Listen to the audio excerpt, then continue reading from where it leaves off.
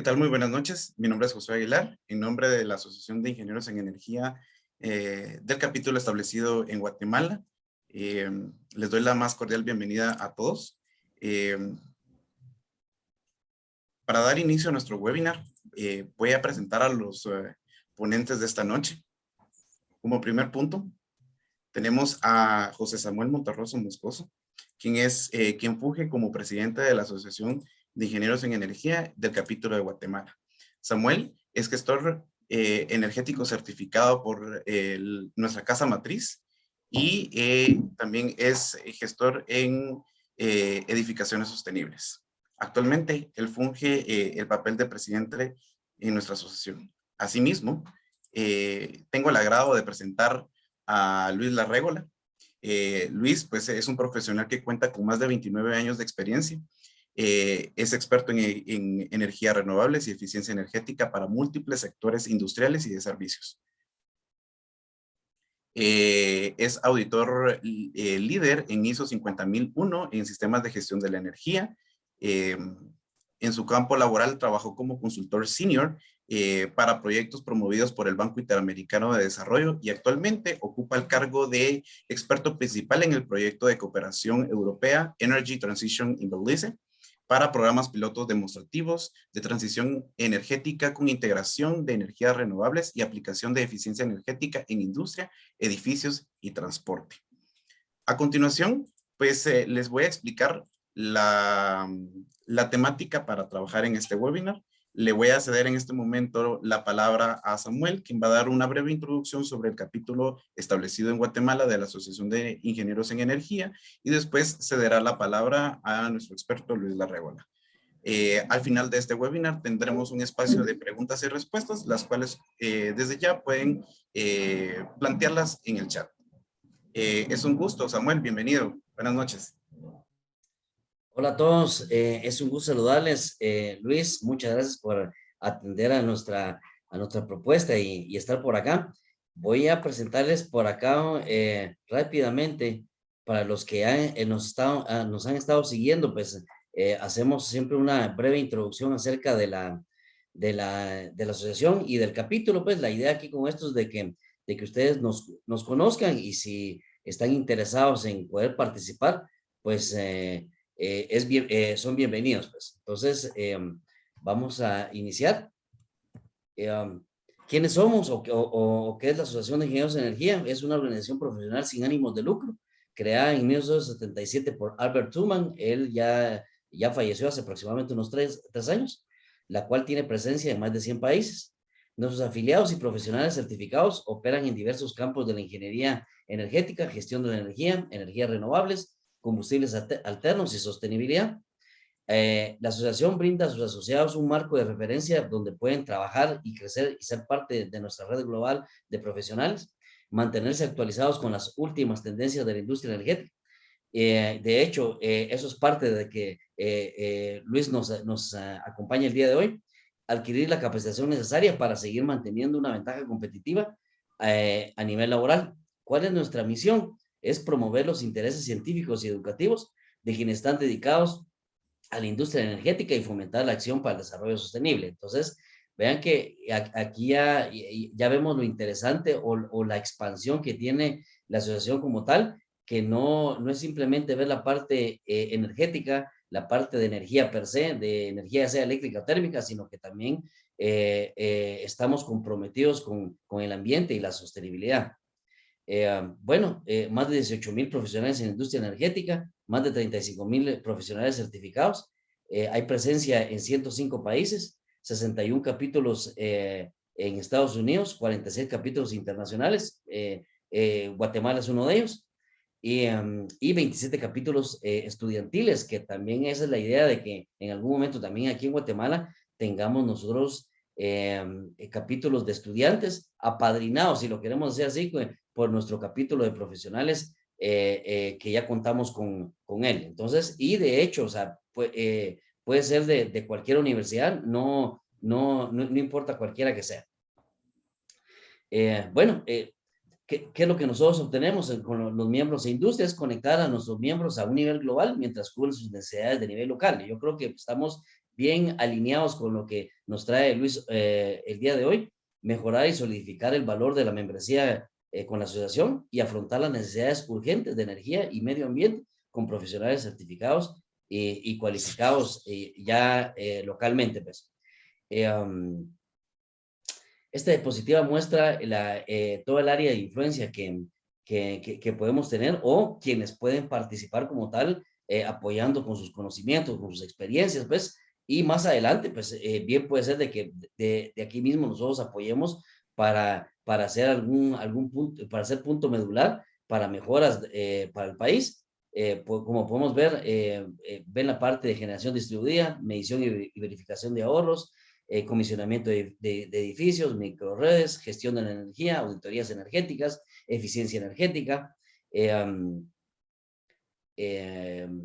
energía resiliente, ISO 50001, almacenamiento de energía, edificios inteligentes. Si pueden ver, hay una gama bastante amplia en la cual puede haber aplicación o personas que están trabajando en este ámbito.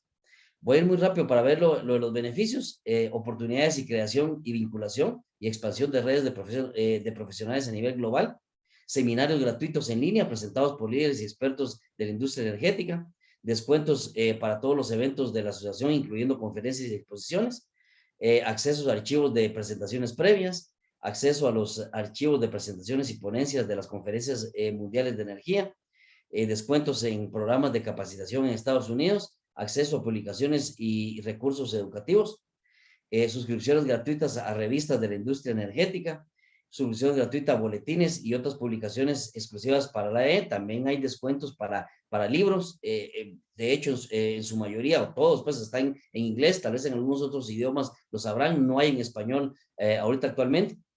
Oportunidades de becas para estudiantes de ingeniería de pre y posgrado, participación en programas de premiación y reconocimiento de la industria energética y participación en encuestas del informe anual de tendencias en el mercado de la industria energética que la hace la asociación cada año en el Congreso Mundial de Ingeniería en Energía, que les comento, yo tuve la oportunidad de participar el mes pasado que se dio en Nueva Orleans. La verdad que el networking que se puede obtener, muy bueno, las nuevas tendencias que se tienen, etcétera, etcétera. Yo creo que es importante que nosotros nos estemos expandiendo como país y conocer qué es lo que está haciendo el exterior, no simplemente la región, no simplemente Latinoamérica, sino que alrededor del mundo, qué es lo que que están haciendo.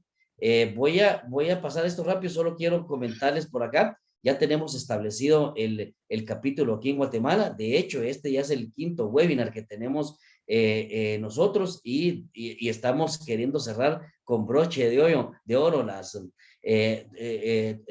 todos estos webinars que hemos tenido, porque ya para diciembre ya no vamos a tener, sino que arrancamos nuevamente en enero de 2022 para proseguir con nuestros webinars.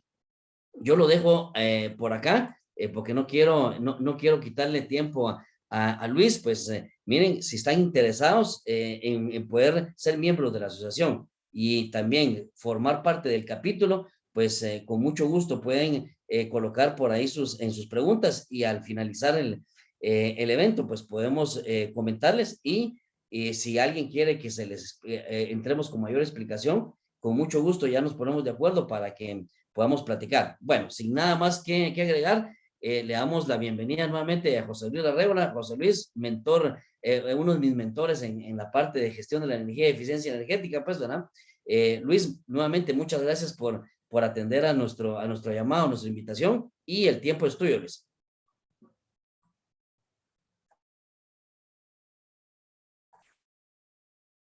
Estás en mute, Luis.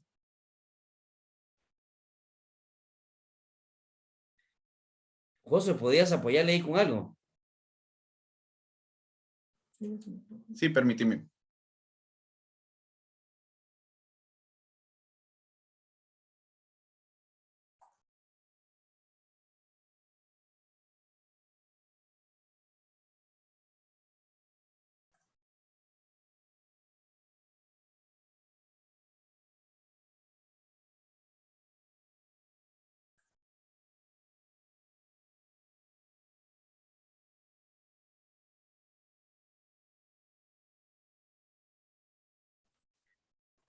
Listo, Luis. ¿Puedes volver a intentar? Ya está. Gracias. Listo. Bueno, las maravillas de la tecnología, ¿no? Que nos ayudan para bloquear micrófonos, pero claro, en este caso me bloquearon a mí. Ahora estoy aquí ya activo. Muchas gracias. No me voy a presentar porque ya creo que es suficientemente con Josué y con Samuel, ¿no? Sí que quiero agradecer a la asociación muchísimo por el esfuerzo, porque no es fácil, ¿no? Establecerse y crecer, ¿vale? Que ese es el próximo reto, Samuel y Josué, que la asociación tiene de cara al futuro, ¿no? Porque establecerse, o sea, llegar ya es difícil, pero es difícil mantenerse y crecer, ¿no? Entonces yo estoy encantado, como siempre, de participar en actividades que fomenten, ¿no? la colaboración entre no solamente asociaciones, ¿no? Sino porque, como hoy vamos a ver, el tema de la energía no es un tema para uno, ¿no? O sea, uno solo no puede hacer nada. Esto es como el Quijote, cuando intentaba luchar contra los molinos de viento. O sea, no tiene sentido. Esto es diferentes actores que transversalmente se unen, ¿eh? Para conseguir objetivos, por supuesto, medibles, ¿no? Voy a empezar voy a compartir mi pantalla para la presentación de hoy.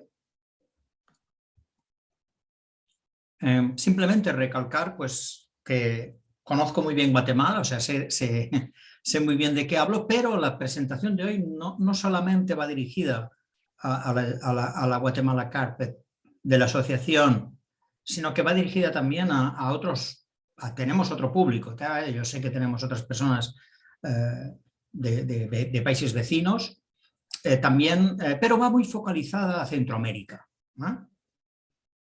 ¿En qué me refiero a Centroamérica? Pues me refiero, pues, básicamente desde Panamá a Guatemala, ¿no? Incluido todos nuestros países vecinos, ¿de acuerdo? ¿Por qué? Porque conozco el contexto y por lo tanto, pues, vamos a entrar en ese contexto, ¿no?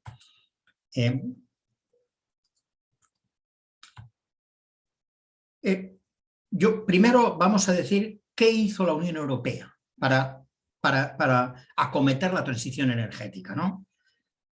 En primer lugar, hizo una cosa muy importante que, igual que lo hizo la Unión Europea como unión de países, es obligatorio que lo haga un país en particular, ¿no? Que es definir la política energética. O sea, la política energética tiene que dejar claramente identificados cuáles son los objetivos de ese país, en este caso de la Unión Europea. Ha habido diferentes políticas energéticas, porque las políticas energéticas no son para toda la vida, hay que adaptarlas. Entonces esta última es de 2015 y son 5 puntos clave. Están remarcados en un color diferente para que sea fácil su interpretación. O sea, las fuentes de energía hay que diversificarlas y hay que ser solidario y cooperar entre todos los países miembros. Cuando hablamos de cooperar entre todos los países miembros, tenemos que ir al punto 2. Hay que garantizar, ¿no? ese flujo, ¿no? ¿Cómo? Con dos cosas: infraestructura adecuada y que no haya barreras. Barreras técnicas o reglamentarias, qué sé yo. Comprar la energía de tal país es más cara porque le voy a poner un impuesto. No, eso son barreras. Pero en Europa, cuando establecimos este objetivo, era para compartir energías renovables, ¿no? Es decir, los países de la Unión Europea están orientados a compartir lo que a un país le sobra y a otro le falta, pero siempre de energías cuya fuente principal es gratuita. Ese es el objetivo principal. Entonces, hay que garantizar que si un país tiene excedentes, los pueda libremente y sin ninguna barrera ofrecer a otro país que depende más del diésel, del gas, de cualquier otro tipo de energía contaminante, para que pueda acceder a esos kilovatios, ¿no? A esa energía que viene de forma renovable de otro lugar. Pero eso, claro, necesita una infraestructura, ¿no? Y el punto 3, para mí importantísimo, o sea, parece que con todo nos estamos olvidando la palabra, ¿no? mejorar la eficiencia energética. ¿Por qué? Porque la eficiencia energética nos reduce la dependencia. O sea, ya no necesitamos energía. Y si no necesito energía, pues o no la necesito importar o puedo reducir las emisiones, ¿no? Descarbonizar la economía, ¿no? El primer, dijéramos, gran COP, ¿no? Está muy de moda ahora la palabra COP26 Glasgow, pero el gran cambio ocurrió en París, ¿no? En París hubo un cambio de chip, ¿no? Un cambio de electrónica mental que afectó a los países y realmente empezaron a trabajar, ¿no? En ese sentido. Y el punto número 5 es clave, promover la investigación en tecnologías de energías limpias. Europa perdió la batalla hace 10 años con China. La Unión Europea perdió la batalla. ¿Por qué? Porque en lugar de promover la investigación en Europa, dejó que las empresas europeas compraran en China. Pongo China como ejemplo, India, Corea del Sur, etcétera, etcétera. Es decir, dijo, no, nosotros tenemos el conocimiento, pero como es más barato fabricar en otros lugares, nos llevamos la fabricación o compramos a otros lugares, pero claro, el conocimiento ¿dónde está? Sí, pero el que tiene los productos no está en tu país. Entonces, eso frenó y se observó cuando la Unión Europea quiso hacer un proyecto ambicioso de tecnología y no había nadie. O sea, por ejemplo, el caso del almacenamiento energético, ¿no? Baterías. No había proveedores en Europa que fueran capaces de suministrar, por ejemplo, baterías para Renault. Renault dijo, mire, yo voy a fabricar 200.000 carros. ¿Dónde están las baterías? ¿En China? Pues entonces no vamos bien. Es decir, la Unión Europea cambió su política. Vamos a promover la investigación en Europa para que la tecnología esté en Europa. Y el siguiente punto importante es, ok, objetivos, resultados. Objetivos, resultados. ¿No? Los resultados que se fija la Unión Europea para 2030, ahí lo tenemos bien remarcado, para 2030, es que el 40% de las emisiones de gases de efecto invernadero los vamos a reducir con respecto a ¿qué? Pues a la línea base. Nuestra línea base viene de 1990, como Europa, como continente. Luego hay un incremento del 32% de cuota de energías renovables en el consumo de energía. Fijaros la palabra, consumo, no generación. O sea, la generación es otra cosa. El consumo es el que hay en las actividades, en las fábricas, en los procesos. Oiga, ese consumo, la cuota tiene que ser un 32% de energías renovables in situ. Y el tercer punto, mejora, volvemos otra vez a la mejora de la eficiencia energética de un 32,5%. Y esto se espera como timeline para 2030. Hemos hablado de política energética. Y la política energética tiene dos aspectos claves, objetivos y resultados. Yo lo resumo rápidamente para que se entienda rápidamente en esta época navideña, ¿no? En esta época de navideña todos vamos a hacer excesos con los convivios, vamos a abusar, ¿no? de comida y bebida. Y entonces, el último día del año, pues haremos un deseo. El año que viene voy a adelgazar. Ese es el objetivo. O sea, yo quiero eso, pero eso es un deseo. Luego hace falta el resultado. ¿Cuánto quieres adelgazar? Pues yo quiero adelgazar, por ejemplo, 1 kilo cada mes. 5 kilos al final de año. El 3% de mi masa corporal. Cada persona establece su objetivo según sus capacidades, ¿no? Entonces, cuando estamos hablando de políticas, tenemos que poner dos cosas, objetivos y resultados. El deseo, lo que yo quiero como país, y cuáles son los resultados que espero después de eso, ¿no? Entonces, claro, para llegar a los resultados hace falta un plan de acción. El plan de acción siempre ha tenido un problema, ¿vale? Porque el plan de acción indica que vamos a hacer cosas.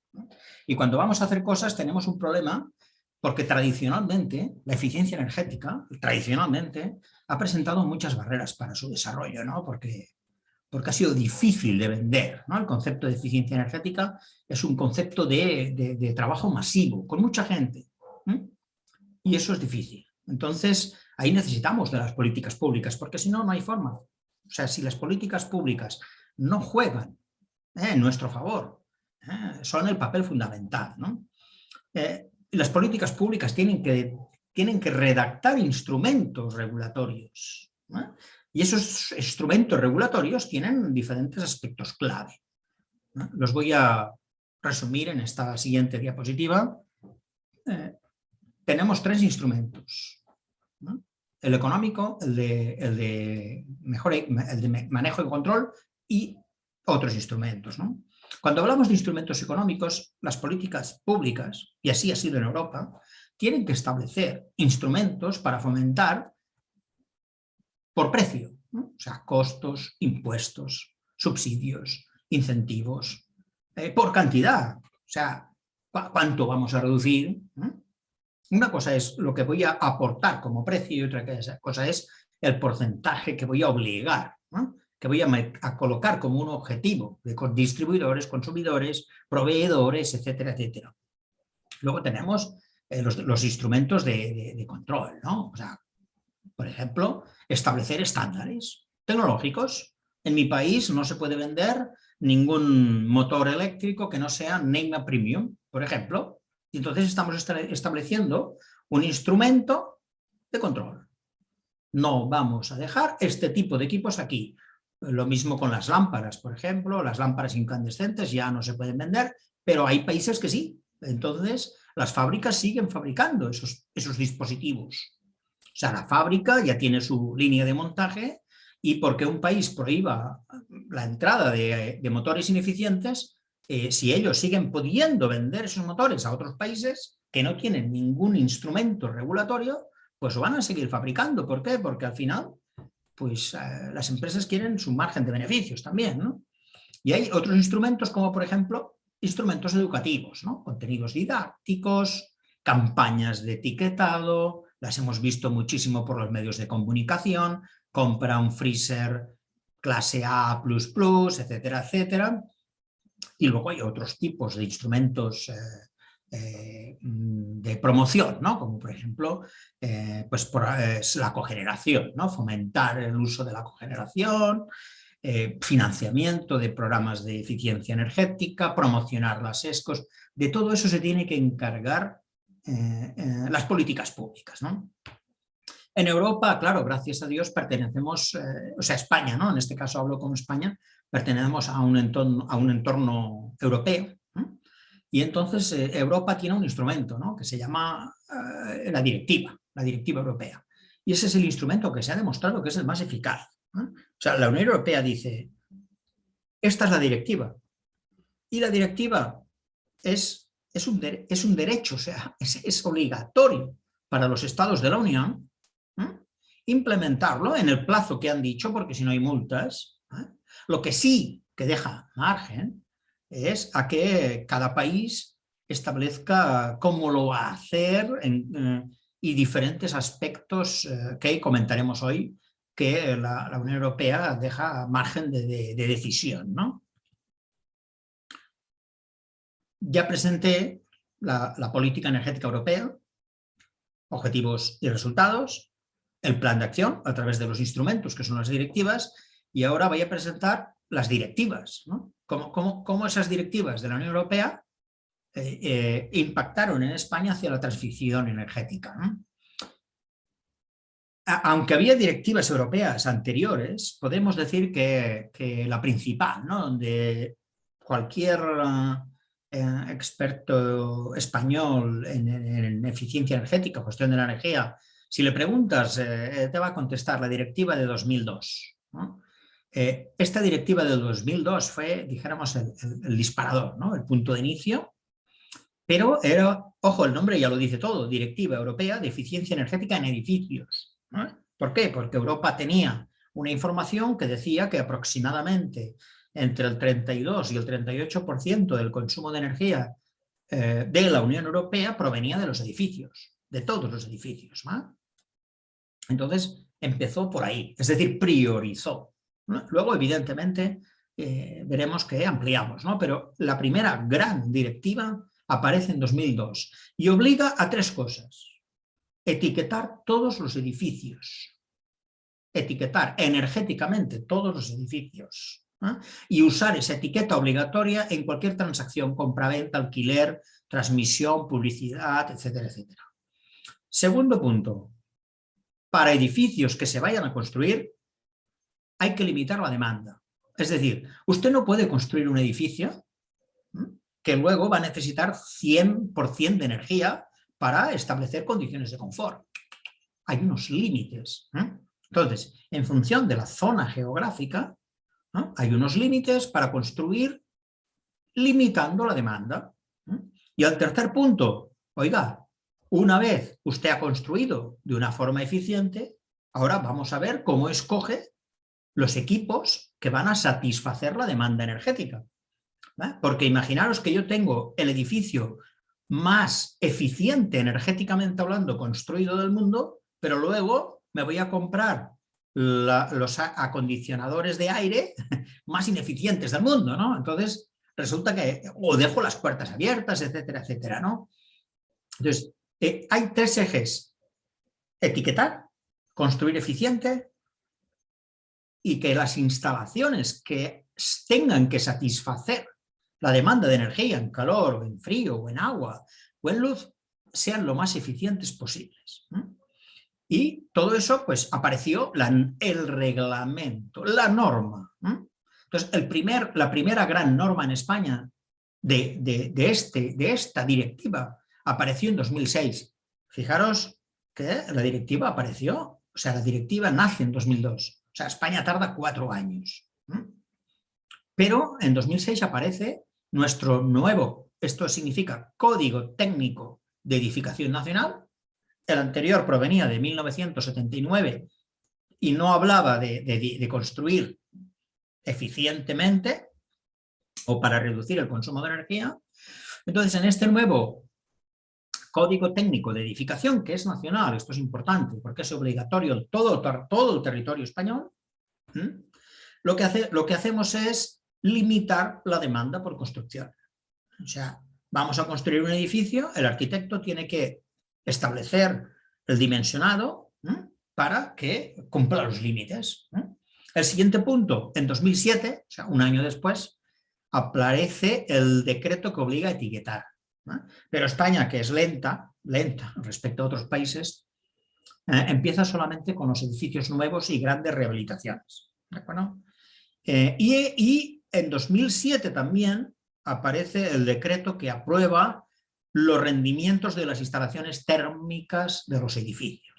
Es decir, ¿cuál es la obligación de mi aire acondicionado? 60%, COP5, hablemos del lenguaje que hablemos. Todo eso son instrumentos. Acordaros que al final en los instrumentos fijamos el porcentaje y fijamos los costos. Entonces, aquí en este caso se dijo, o sea, hay un instrumento que es regulatorio y que es un Real Decreto español que habla de cuál es el rendimiento mínimo para climatizar, calefacción, aire acondicionado frío, agua caliente sanitaria. Pero las directivas a través de los años se van endureciendo, ¿no? Por ejemplo, visto que España no había implementado aún el certificado, o sea, la etiqueta obligatoria para todos los edificios, solo para los nuevos, aparece otra directiva europea en 2010 que dice, oiga, esto tiene que ser para todos los edificios, no solamente para los nuevos. Entonces España en 2013, 3 años después, aprueba un decreto, una regulación, una normativa que obliga a todos los edificios. Por supuesto, siempre hay algunas excepciones, ¿no? Edificios militares, edificios religiosos, etcétera, etcétera. Edificios pequeños, menos de 50 metros cuadrados, en fin. Pero en general, todos los edificios en España tienen que tener una etiqueta. Y vamos a, yo la he titulado así, ¿no? La Directiva Europea Contundente. Esta es la más contundente, aparece en 2012. Y esta directiva ya no habla solo de edificios, aunque también habla, ¿no? Habla de muchas otras cosas. marca 5 puntos clave, ¿no? El primer punto clave, oiga, los países de la Unión Europea tienen que establecer una estrategia para renovar todos los edificios del país. Todos, de todos los ámbitos, de todos, para vivir, para trabajar. Marquen una estrategia.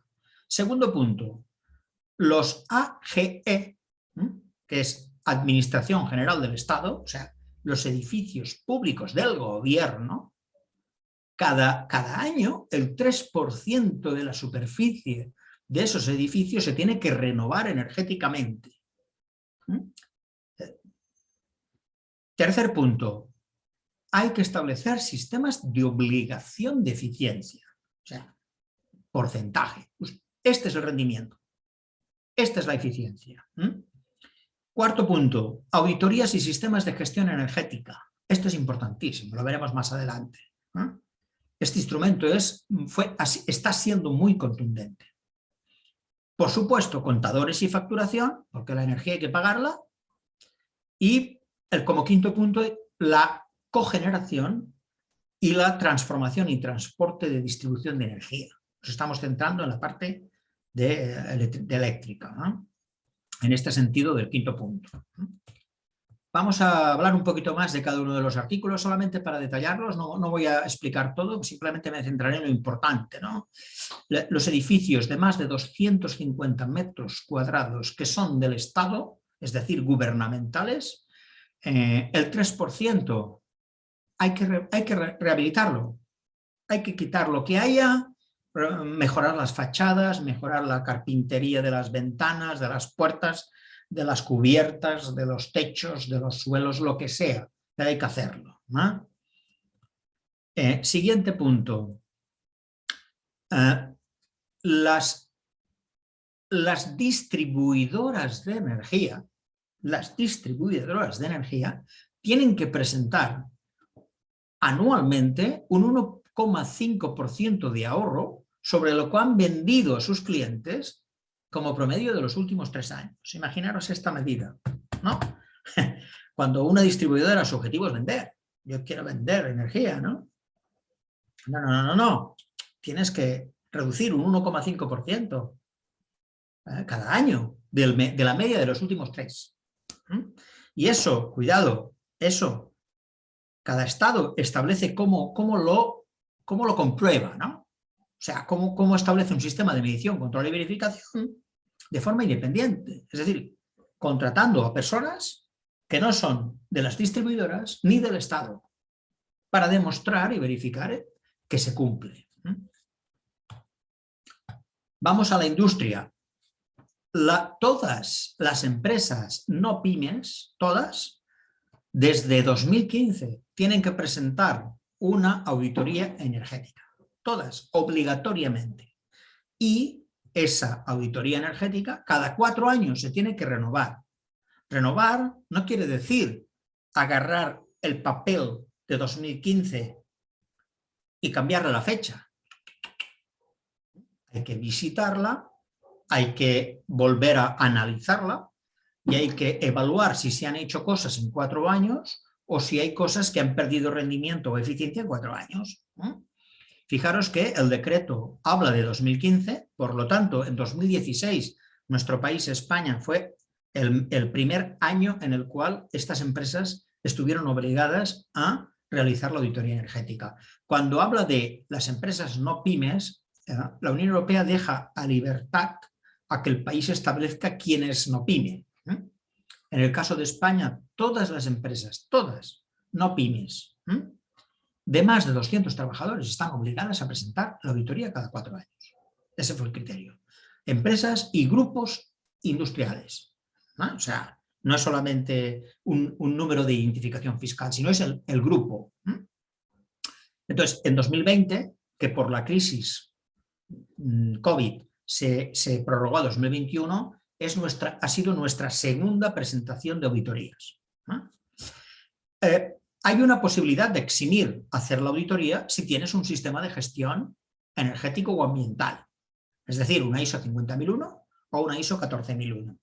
Pero, como decía antes, la Unión Europea deja libertad a que cada país de la Unión establezca si este criterio lo considera oportuno o quiere añadir o quiere quitar. En el caso de España se quitó la palabra sistema de gestión ambiental. En España solo sirve eximir de auditoría si presentas el certificado de la ISO 50001, no el ambiental. Pero, por ejemplo, puedo comentar países como Francia o Italia que presentas un certificado de ISO 14001 ambiental y te exime de la auditoría energética, pero con condiciones, ¿no? O sea, no es tan fácil como lo estoy diciendo aquí, ¿de acuerdo? Importantísimo, se ha generado un mercado tan grande. ¿Por qué? Porque las auditorías no las puede realizar cualquiera. Cualquiera no. Tiene que ser un experto cualificado y acreditado. Y aquí vuelvo otra vez a la libertad de cada país para establecer quién es el experto adecuado y quién es el experto cualificado y o acreditado, ¿no? Por ejemplo, hay países que han optado por la opción de hacer un proceso de acreditación. Entonces, el ingeniero que vive en ese país tiene que pasar ese proceso de acreditación, ¿no? Y otros países, como por ejemplo España, ha optado simplemente por una titulación universitaria con una acreditación energética, por ejemplo, un auditor jefe en ISO 50001, un auditor jefe en auditorías en industrias, etcétera, etcétera. Cada país ha marcado cuál ha sido su prioración, ¿no? Pero es importante porque quiero destacar el volumen, ¿no? La cantidad de empleo que ha generado esta regulación que viene de una auditoría, que viene de una directiva europea. Por supuesto, no voy a comentar mucho el tema de los contadores de energía, los medidores de energía individuales que miden el consumo real, algo que parece tan fácil, el consumo real. Muy difícil hoy en día, muy difícil. Las distribuidoras o comercializadoras de energía te mandan la factura, que puede ser que sea del 15 del mes al 15 del mes, del 14 al 17, a 2 meses estimada porque no pude ir a leer el medidor, entonces te la hago estimada 2 meses y luego ya regularizaré. Eso no sirve, ¿no? Para hacer eficiencia energética necesitamos el consumo real de energía del cliente final. Lo necesitamos instantáneamente, no cuando a la distribuidora le venga en gana. Y otra cosa importante de esta directiva es que se centra en las instalaciones que ofrecen servicios de calefacción o de aire acondicionado de un modo centralizado. Muchos edificios de oficinas principalmente, hoteles o otros tipos de servicios que tienen una instalación central enorme y entonces van distribuyendo el calor y el frío a los diferentes clientes, ¿no? Y les cobran, por ejemplo, con metros cuadrados, ¿no? Eso es injusto, porque no fomenta que yo ahorre, porque si da igual, si yo ahorro, voy a seguir pagando lo mismo porque mis metros cuadrados no cambian, entonces eso no puede ser. O sea, una instalación centralizada que está dando energía térmica en forma de agua, de frío o de calor, necesita ser medida en el punto de consumo del cliente. No establecer ratios de kilovatios hora por metro cuadrado, todo eso no sirve para ahorrar. Y volviendo a luz, es importante, ¿no? La cogeneración. La cogeneración es importante porque la cogeneración nos permite hacer 3 cosas, ¿no? Electricidad, calor y frío. Entonces es un recurso natural que contamina emisiones de CO2, pero que podemos reducir el impacto si hacemos 3 cosas como uso final de la energía, ¿de acuerdo? Bien, no era suficiente y tuvimos que endurecer más. En 2014 aparece una directiva, también impacta mucho sobre los edificios, os comenté 30, 35, 36% del consumo de la energía, más o menos en promedio en la Unión Europea, es de los edificios y habla de una directiva muy contundente en 2014 también, que dice que todos los edificios que se construyan a partir de 2019, públicos, luego aparecerán los privados, se tienen que construir con el concepto NZBE. Esto proviene del inglés, pero lo que quiere decir es que son edificios de casi 0 emisiones. Aquí tenéis una pequeña descripción de qué significa casi 0 emisiones. La Unión Europea deja la libertad que cada país establezca qué significa para él, que defina ese concepto de edificio de consumo de energía casi nulo, eso sería en español, EECN sería NZEB. En España, por ejemplo, establecimos que el 5% del consumo de energía de los edificios que se construyan a partir de 2019 públicos, el 5% es lo único que un edificio puede comprar en balance de emisiones. Por lo tanto, imaginaros el potencial, ¿no? Imaginaros el cambio de paradigma. Los edificios se tienen que autoservir de energía.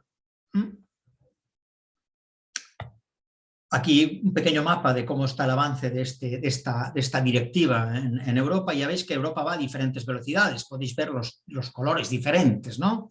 Los que tienen un poco más de empuje, los que van un poco más atrasados y no define tampoco el país, ¿no? O sea, no hay que decir, no, es que Alemania siempre va adelante, Francia no, depende mucho de cada país. Y ahora vamos a la parte importante. Hemos hablado de políticas, hemos hablado de plan, instrumentos, cómo, hemos hablado de los objetivos, los recursos, ¿y ahora qué? ¿De dónde saco el dinero para hacer todo eso? Porque no, olvidémonos, a cero no vamos a hacer nada. Necesitamos recursos. La Unión Europea permitió algo que no se podía hacer antes de este Real Decreto 2012. Por eso digo que es muy contundente. Esta directiva de 2012 permite que los Estados miembros creen un Fondo Nacional de Energía de Eficiencia Energética. Permite, hágalo. Y dice, la Unión Europea dice, ese Fondo Nacional de Eficiencia Energética se va a nutrir de 3 lugares. O sea, no se nutre del presupuesto nacional del Estado. No te dejan. Así estamos condicionados. Pero te dice, mire, desde el año 2009, fijaros, desde el año 2009, España está cobrando impuestos a todas las empresas que contaminan por emisiones de gases.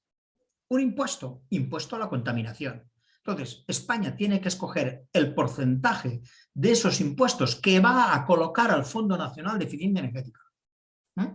Anterior a esta directiva, todos estos ingresos estaban dedicados para otras actividades, pero no para eficiencia energética. Entonces, la Unión Europea te dice, ustedes agarren el fondo que crean conveniente, según su tamaño, etcétera, etcétera, como país, y vuélquenlo a este fondo nacional. Segundo punto, ya te vamos a ahorrar un 3% anual de la energía final de los edificios de la Administración General del Estado. Ustedes ese ahorro realmente no lo van a ver monetariamente porque tienen que agarrar el dinero que han ahorrado y colocarlo al Fondo Nacional de Eficiencia Energética. O sea, un edificio de la Administración General del Estado, o sea, público del gobierno, cuando ahorra no ve el ahorro. ¿Por qué? Porque ese dinero se va a otro lugar, lo tiene que seguir pagando, ¿no? Pero se va a otro lugar para engrosar el fondo que luego pueda ser utilizado para apoyar los instrumentos. Y el tercer punto de ingreso de dinero es, hemos hablado de las distribuidoras y comercializadoras. Tienen que ahorrar un 1,5% a sus clientes. Pero volvemos a lo mismo. En concepto de impuestos, ¿no? El gobierno les cede esos impuestos para colocarlos al Fondo Nacional de Eficiencia Energética. Si una distribuidora no ahorra o no presenta por un ingeniero independiente el certificado de los ahorros, le multan y el dinero de la multa va al Fondo Nacional de Eficiencia Energética. Y hay un cuarto ingreso que no voy a comentar mucho porque todavía está como ahí flotando, y es que debido al COVID, pues la Unión Europea, claro, aquí ha habido una crisis muy grande en Europa y la Unión Europea ha dicho que hay que recuperarse, ¿no? Y uno de los temas que ha escogido como recuperación de la Unión Europea ha sido la transición energética, ¿no? Entonces, ahí van a venir muchos otros fondos a complementar los otros 3 y que el gobierno va a gestionar y va a dedicar a cada uno de los instrumentos para fomentarlos. Algunos resultados. No, o sea, resultados podría presentar muchos, pero el tiempo no llega, ¿no? Voy a presentar pocos resultados, pero me voy a centrar en una parte importante que son los edificios, ¿no? La etiqueta energética. Cada edificio tiene su etiqueta, ahí podéis ver un modelo, localidad, bla, bla, bla, de dónde es, los 8 colores, el más verde, el verde el más eficiente, el rojo, color de la naturaleza, peligro, el más ineficiente, y hay que indicar dos cosas: cuál es el consumo kilovatios hora metro cuadrado año, y las emisiones en kilos de CO2 por metro cuadrado año. Luego, evidentemente, hay un informe que habla del calor, del frío, del agua caliente sanitaria, etcétera, etcétera. Pero de entrada solamente nos centramos en que esto es una etiqueta de una vivienda, ¿no? Y este es uno de los resultados. Esto es Cataluña. Ahí hay muchos datos, ¿no? Yo solo quiero focalizar en este. Este es importante. Desde que apareció el reglamento en 2007, 1 millón de edificios, 979.239 en Cataluña. 1 millón de edificios tienen su etiqueta. ¿Sabéis el mercado, ¿no? que ha generado eso? Muy grande. Ahora vamos al aspecto constructivo, ¿no? En este eje horizontal, tenemos las normativas constructivas. Desde antes de 1979 hasta 1987, hasta 2006 y la última modificación del Código Técnico de Edificación de 2013.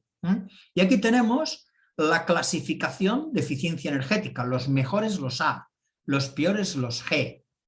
Entonces, cuando uno mira el parque edificado español, ve que todos los edificios construidos antes de 1979, todos se construían mal, energéticamente hablando.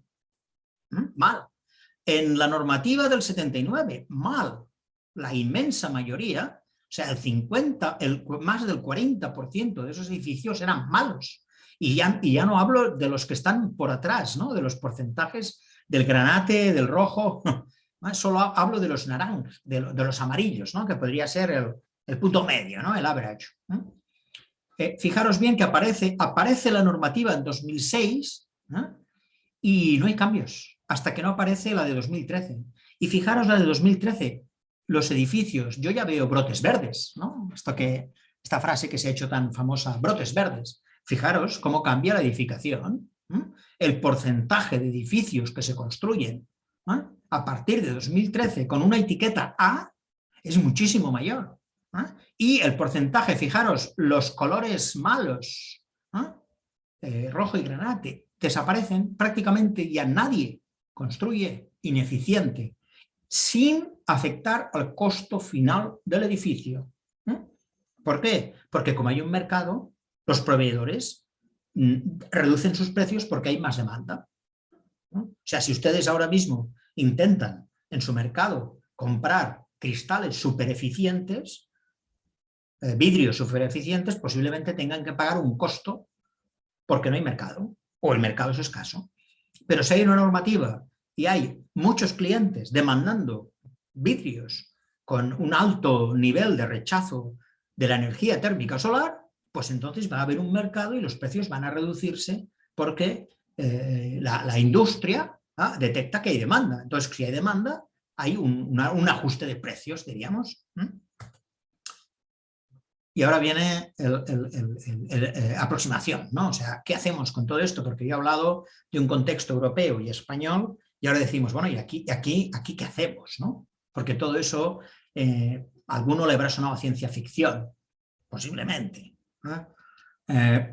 Se puede hacer, de hecho lo estamos haciendo, ¿no?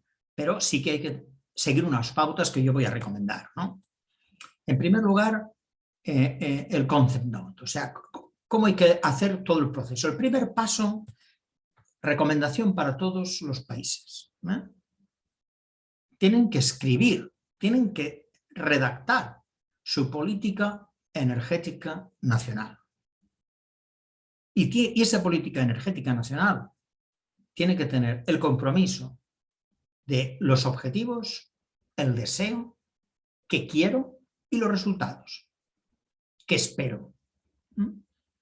El segundo punto, ¿cuáles son los instrumentos? O sea, ¿cuál es el plan de acción? Voy a hacer un plan nacional, por ejemplo, de eficiencia energética, por ejemplo, de energías renovables, y definir claramente cuáles son los instrumentos, como habéis visto que la Unión Europea los define claramente. Oiga, este es el porcentaje, yo quiero esto. Y esto hay que hacerlo a través de este plan, y entonces el plan marca el siguiente paso, que es la norma y el decreto, la obligatoriedad. Y el tercer punto es, ¿cuáles son los recursos que tiene usted disponibles? Como país tiene que sentarse, tiene que hacer un aterrizaje a su país. ¿Qué recursos dispongo? Y priorizar, muy importante. ¿Qué es la política energética? ¿Qué quiere? ¿Qué quiere un país? ¿Cuál es su deseo? ¿Adelgazar? Sí, ok, muy bien. ¿Cuáles son los recursos? ¿Usted tiene recursos para eso? ¿Tiene recursos propios? ¿Necesita recursos de otra cooperación? ¿No? Como hemos hablado en la presentación de proyecto que realicé en Argentina y ahora en Belice, pues ellos están usando otros fondos, ¿no? para esa transición energética que empieza estableciendo la política energética, ¿no? Y entonces viene el plan nacional. Quiero que quede claro que hay unos nombres por ahí, ¿no? Yo los he puesto aquí: eficiencia energética, energías renovables, transición energética. El nombre no importa, porque el nombre va evolucionando. O sea, cuando nosotros empezábamos en el mundo, ¿no? Pues se hablaba de eficiencia energética, luego se habló de energías renovables, luego se habló de descarbonización de la economía, luego se habló de transición energética, luego se habló de economía circular. O sea, el nombre al final es el mismo, o sea, su objetivo es el mismo. Pasa que le llaman nombres diferentes porque hay modas, ¿no? Y estas modas van variando. Pero todos los objetivos son los mismos, o sea, necesitamos realizar nuestra actividad diaria con menos recursos y, si es posible, con muchos menos recursos. Y responde, el plan nacional tiene que responder al cómo se va a llevar a cabo. Y el cómo se va a llevar a cabo solo hay dos cosas: dicta una norma y un reglamento. Y eso es clave. Es importante.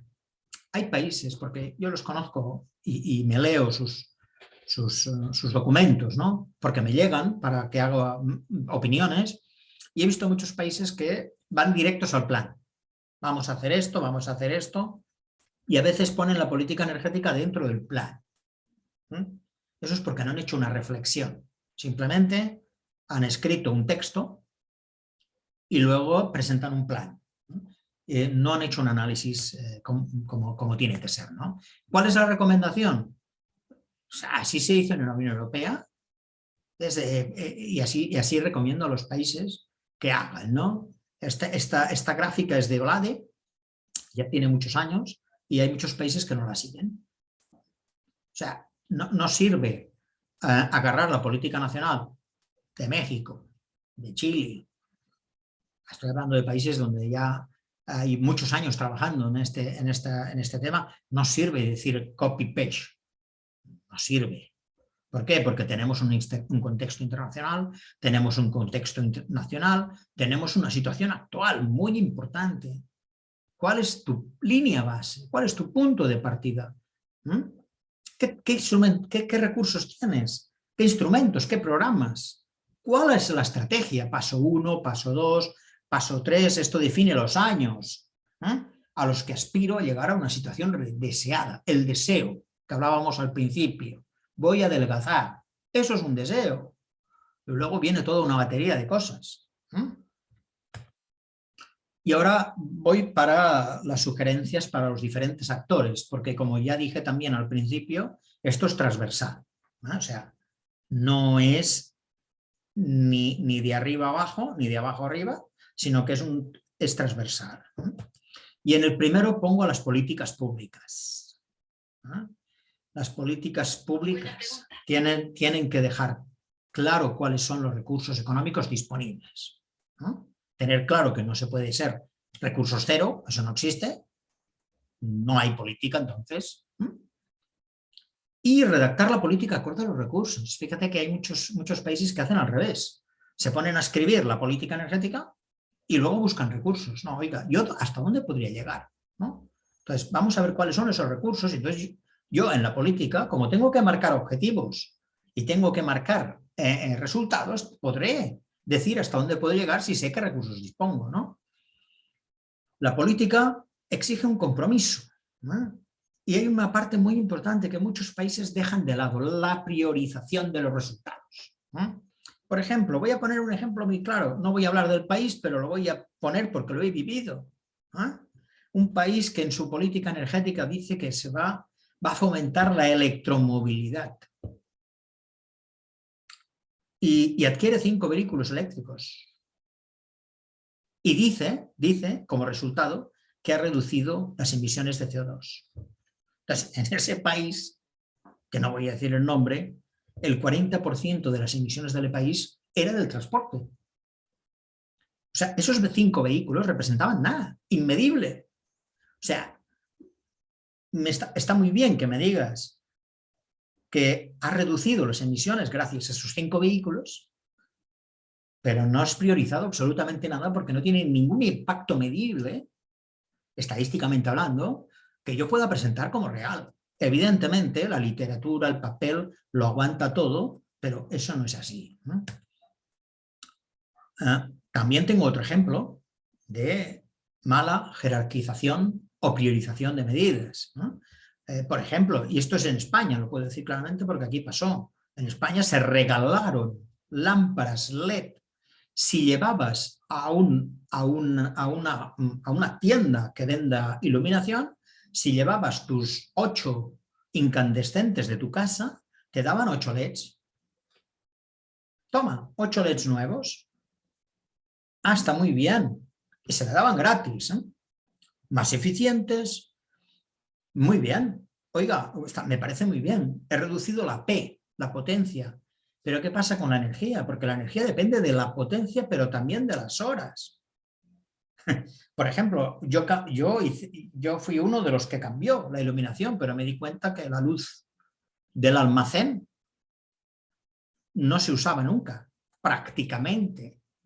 Entonces, energéticamente hablando, ese cambio no era un cambio de P, pero no era un cambio de E. O sea, que no me hablen de cambio de emisiones de CO2 porque no las hubo en ese ejemplo. Entonces, ese país, España, presentó ahorro de emisiones en CO2, pero solo hablaba de P, no hablaba de E.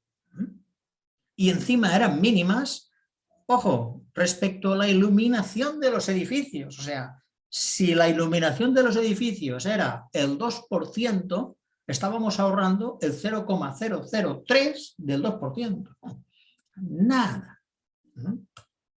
A las instituciones. O sea, ya la parte política ya tiene claro qué debe hacer según nuestra opinión. Vamos a las instituciones. Cuando hablamos de instituciones, hablamos, por ejemplo, de esta asociación. Universidades, cámaras, gremios, etc. Ellos tienen que tener el mando, ¿no? Tienen que mandar en la promoción para capacitar y concientizar. Por ejemplo,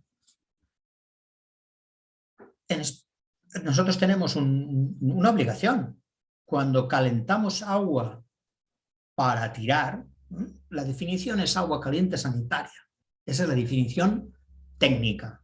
La definición, hablando entre nosotros, es que se calenta agua para tirar. O sea, lavo, me baño, limpio y eso va al desagüe, va a la alcantarilla y lo tiro.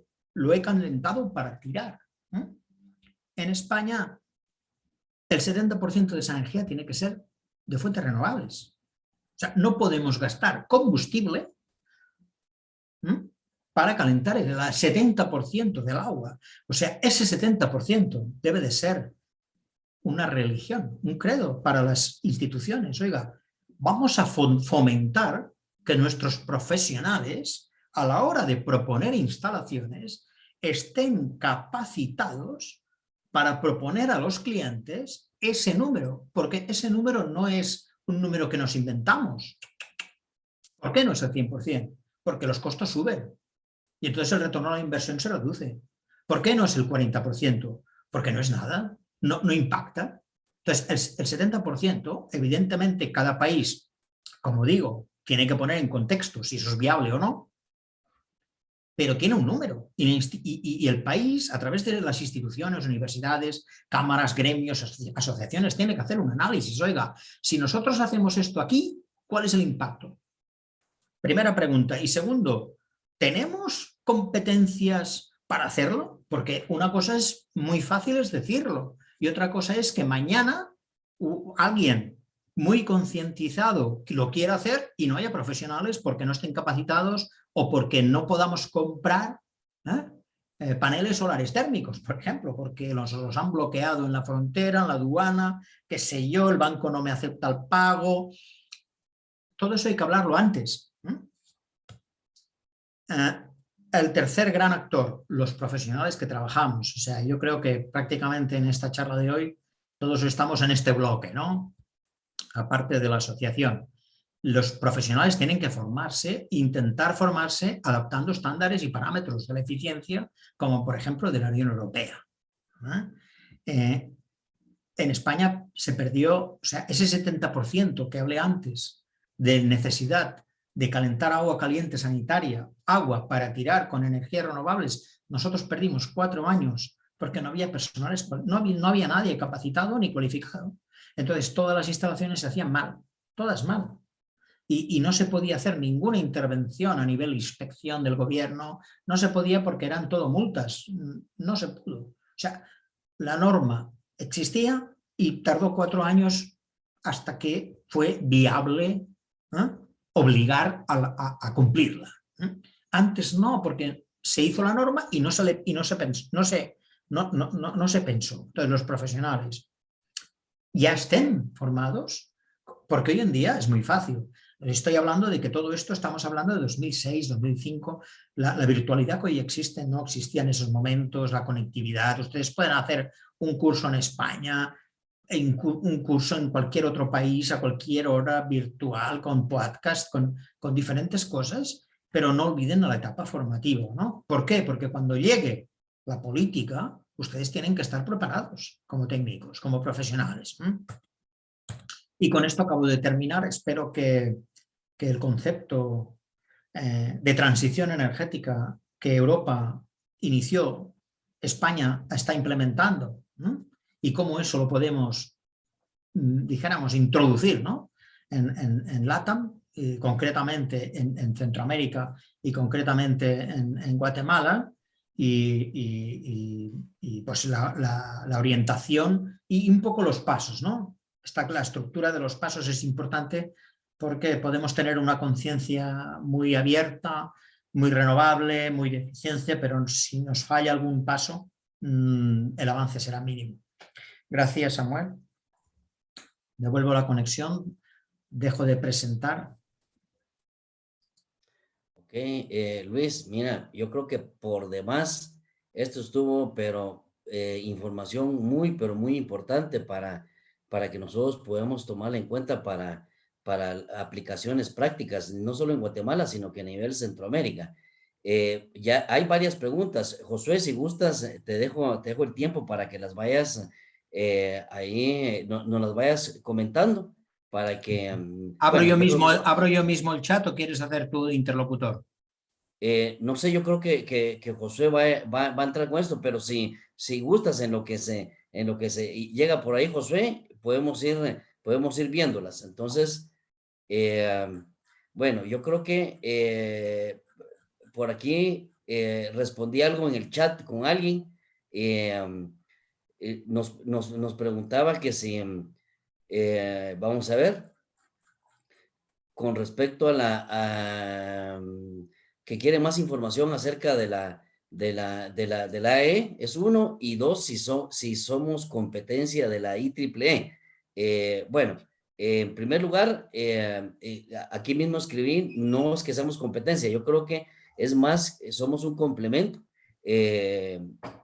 La AE va enfocada a la parte de eficiencia energética, gestión de la energía, sostenibilidad, ambiente. Eso no limita ni quita de que haya más apoyo. Lograron ver algunas de las diapositivas que mostré, que también tiene complemento con la parte de automatización de edificios, etcétera, etcétera. Entonces, yo creía que no es que sea competencia, sino que es un complemento que se puede ver con respecto a ellos.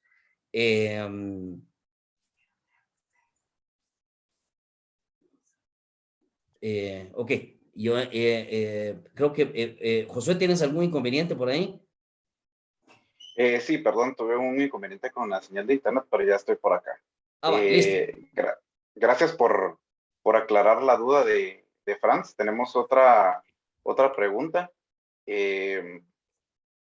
Franz Casasola pregunta lo siguiente. ¿Cómo es posible que cerrando en plantas nucleares en Suiza y prohibiendo las hidroeléctricas se pueda llenar este déficit?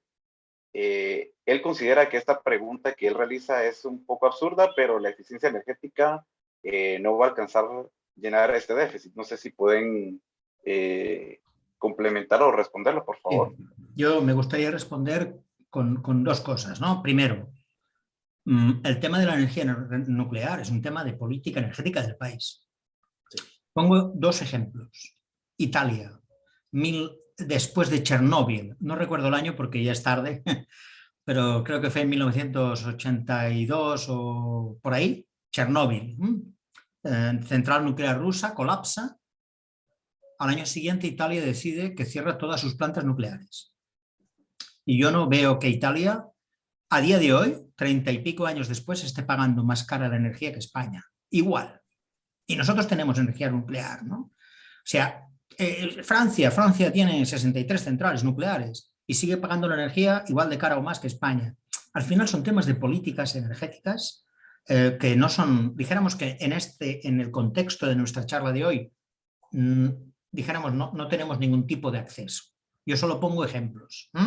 Italia hace más de 30 años que no tiene energía nuclear. Bueno, quizá dejó el ciclo de vida útil terminar alguna, no se construyen nuevas y nadie ve que Italia sea un país atrasado, ¿no? En ese sentido, energéticamente hablando. Y Francia, que tiene el 60% de su matriz energética es nuclear, nadie ve que sea un país avanzado energéticamente hablando. O sea, yo separaría los conceptos y es un tema que la Unión Europea ha dejado abierto a cada país. Alemania ha dicho que en 2050 adiós a la nuclear, otra política energética. Y simplemente hay que dejarlo en manos de las estrategias, ¿no? Por cierto, quiero añadir que Italia, por ejemplo, es líder mundial en biomasa. ¿Gracias a qué?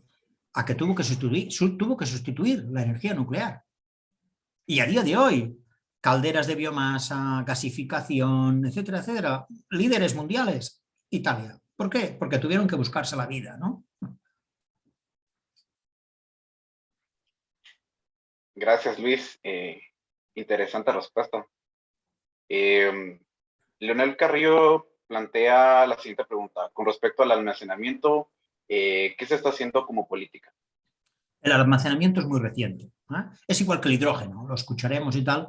Por eso es más fácil cambiar una política que un plan nacional. Entonces, las políticas no son fijas, los planes son más fijos. Entonces, el tema del almacenamiento es un tema que se viene. A día de hoy no está suficientemente evolucionado como para que un país pueda establecer una política que vaya acompañado de un plan. Vendrá acompañada de una intención, como es el hidrógeno o el almacenamiento, pero evidentemente es un futuro porque hemos visto que la capacidad de almacenamiento ha aumentado exponencialmente y reduciendo los costos de una forma logarítmica brutal. Muchas gracias, Luis. César Estrada pregunta, ¿qué país europeo lidera la eficiencia energética? ¿Nuestros países tendrán capacidad de pago para lograr una eficiencia energética? ¿Se valen de los subsidios? En Europa, Alemania lidera desde hace muchos años todo lo que es la política energética europea. El mando siempre lo ha llevado desde hace mucho tiempo, incluso con la Merkel, ¿no? Que parece que provenía de un partido liberal. Tenía muy claro que con la situación de Alemania no no podía continuar. Alemania sufrió una crisis de gas muy fuerte hace unos 10, 12 años aproximadamente, que tuvo un conflicto con Rusia. Rusia le cerró la llave en pleno invierno y Alemania se quedó sin gas. Y entonces Alemania dijo, pues acabó, no quiero el gas ruso o quiero el mínimo. Entonces, todo eso al final desemboca en políticas nacionales. En Alemania ha habido un cambio de gobierno recientemente, la Merkel ya, dijéramos, dejó la política y el nuevo gobierno alemán, pues un gobierno de izquierdas, diríamos, verde, ¿no? Y lo primero que ha dicho, entre otras cosas, es que ellos no aceptan los porcentajes de la última COP26, sino que los aumentan. O sea, más energías renovables, más eficiencia energética y más emisiones y más reducción de emisiones de CO2. ¿No? Luego dice que si se valen los subsidios, en Europa no hablamos nunca de la palabra subsidio. O sea, la palabra subsidio es cruz, prohibida. Nosotros hablamos de incentivos. Cambia. O sea, subsidio es tú haz lo que quieras y yo te lo subsidio. Incentivo es yo te doy esto, pero cuidado. El año que viene me tienes que presentar el tanto por ciento de ahorros o el tanto por ciento de emisiones o el tanto por ciento de X. O sea, la palabra subsidio ha desaparecido de nuestro idioma energético.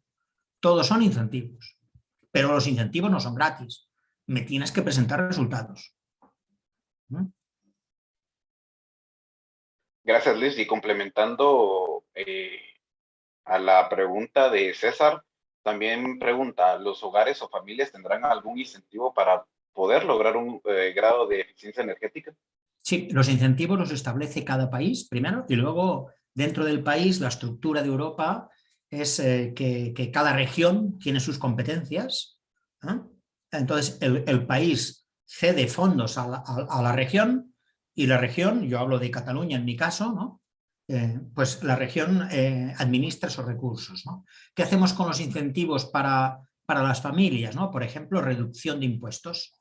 O sea, por tener una vivienda, por el hecho de tener una vivienda en Europa se paga un impuesto, y en todo el mundo, incluido Guatemala, Centroamérica, o sea, se pagan unas tasas o unos impuestos por el inmobiliario, ¿no? Entonces, hay reducción de impuestos por el inmobiliario, hay reducción de impuestos por los impuestos de la energía, ¿no? O sea, Luis, sí. Perdón, complementando lo que dices, y leo literalmente un periódico electrónico de España, dice, el gobierno a través de la Secretaría de Estado de Turismo está elaborando estrategia de turismo sostenible de España. Actualmente las instalaciones de placas solares gozan de nuevas ayudas de autoconsumo aprobadas por el Real Decreto 477/2021 y dice Sí, que suponen superreciente. una gran oportunidad ya que reducen una inversión entre el 40 y 70%. O sea, sí es una realidad en Europa. Es una realidad, ¿no? Es una realidad. O sea, la familia o el negocio tiene incentivos para hacerlo. ¿Y esos incentivos de dónde provienen? Eso lo comenté antes, del Fondo Nacional de Eficiencia Energética. Gracias a ambos por responder la pregunta. Felipe Contreras pregunta, ¿qué tipo de acreditación se necesitaría para una persona que pueda realizar auditorías energéticas? Y si es así, ¿cómo puedo adquirir dichas acreditaciones? Bueno, el tema de las acreditaciones, ya comenté en el momento que hablé de esto, depende del país, ¿no? Si hablamos en España en concreto, en España, obligatoriedad no existe. Es decir, una persona que ha hecho una ingeniería técnica, es decir, electricidad, electrónica, ramas afines, telecomunicación, industrial, etcétera, etcétera, y en su plan de estudios ya tiene competencias en energía, entonces no tiene que hacer otra cosa. Es que yo no me imagino a un médico, qué sé yo, haciendo luego una capacitación para operar, ¿no? O sea, él está capacitado. Entonces, la eficiencia energética y la gestión de la energía muchas veces ha abusado de acreditaciones, obligando a hacer capacitaciones. ¿Pero por qué hacía esa metodología? Porque en las universidades no se explicaba la energía. O sea, se explicaba como un trabajo, o sea, julios por segundo. Nada más. pero no se explicaba nada de eficiencia energética, ningún tema. Hoy en día nuestro sistema educativo, desde hace muchos años, ¿no?, ya incorpora a todos los niveles educativos, desde los niños de primaria, ya cuando van evolucionando en su avance escolar, van avanzando en los conceptos energéticos. Cuando llegan a la energía, a la universidad, pues ya tienen asignaturas específicas. Entonces, ¿para qué hay que seguir capacitando o acreditando, ¿no?, si ya lo tienes? Pero Mira, yo conozco países que piden, por ejemplo, piden un examen, ¿vale? Entonces el gobierno o de ese país pues establece unos procedimientos que se llaman procedimientos de acreditación. Listo, Luis, mira, interesante lo que tú dices. Lamentablemente en nuestro medio no existe ni en el lado primario, por decirlo así, en la universidad. Inclusive te comento, tú hablas mucho de políticas acá.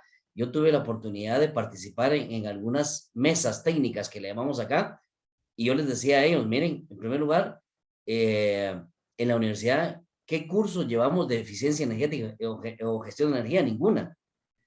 Aparte de eso, les preguntaba, porque aquí se tiene el mal concepto que energía solo es electricidad. Les decía, miren, aquí aparte de ingenieros electricistas, hay de otras ramas, ¿no? Entonces, ¿y la energía térmica en dónde la dejamos? Entonces, realmente para nuestro medio sí es necesario que adquirir competencias, porque no las adquirimos ni en la universidad, ni tampoco en la parte ya práctica, pues, ¿verdad? Que sí es necesario cursos como los que en algún momento tú giraste aquí en Guatemala. Esos son importantísimos para los ingenieros, para los técnicos, pues, porque realmente no hay un curso como tal que lo den en las universidades. Y sí se puede, tal vez para complementar la pregunta que hicieron, sí hay acreditaciones, hay certificaciones. De hecho, su servidor, yo estoy certificado como gestor energético. Hay también auditores energéticos certificados que tienen las cualificaciones que decía Luis. Lo que pasa es que en Europa ya es una normalidad. En nuestro medio Exacto. no lo es. Lamentablemente aquí, y bien lo dijo Luis, miren, los ejemplos que dio fue como que para darnos un batazo en la cara a nosotros en Latinoamérica. O sea, ¿cómo me voy a poner yo a decir, bueno, entrémosle a la iluminación a una industria si no supera el 5%? Entonces, vámonos por otro lado. El problema que hemos tenido aquí en nuestro medio es de que el que vende equipos quiere hacer auditorías energéticas, y realmente lo que hacen es sesgar para el equipo que venden o lo que montan o lo que sea, y no va por ahí, pues, ¿verdad? Al final de cuentas, un auditor tiene que ser independiente. Yo creo que esa palabrita es la que nos tenemos que entrar, independiente, Sí, para poder identificar medidas de mejora, pues, ¿verdad? sí. Generales, y no simplemente a lo que se dedica. Luis, no sé si tú quieres decir algo más. Bueno, yo para cerrar este tema de la acreditación, simplemente poner un ejemplo. Yo pertenezco al Colegio de Ingenieros de Telecomunicación. Yo soy ingeniero de telecomunicación en España. Entonces, previo a la directiva que obligaba a que cada Estado miembro estableciese cómo iba a acreditar a los expertos que iban a hacer los trabajos, nosotros ¿qué hicimos? Establecimos a nivel de colegio un procedimiento de acreditación. O sea, cada colegiado nuestro nos presentaba sus trabajos, sus cursos, sus capacitaciones. Mire, acabo de hacer una auditoría en una industria que tiene 3 gigavatios hora año. Nosotros eso lo guardábamos en una base de datos y emitíamos un certificado profesional de acreditación del colegio. Ahí empezamos. Ahora ya no funciona. ¿Por qué? Porque nadie lo pide. Pero empezamos por ahí. ¿Por qué? Porque en 2004...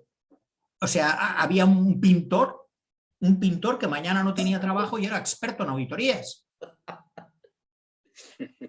Entonces, claro, el que compraba la auditoría pues no sabía quién era esa persona. Entonces nosotros hicimos una campaña grande y a nuestros colegiados les hicimos cursos, todo, y recogimos toda la información y establecimos un sistema de procedimiento de acreditación oficial, porque somos un colegio oficial y podemos acreditar. Pero solo para cerrar. Gracias, Luis.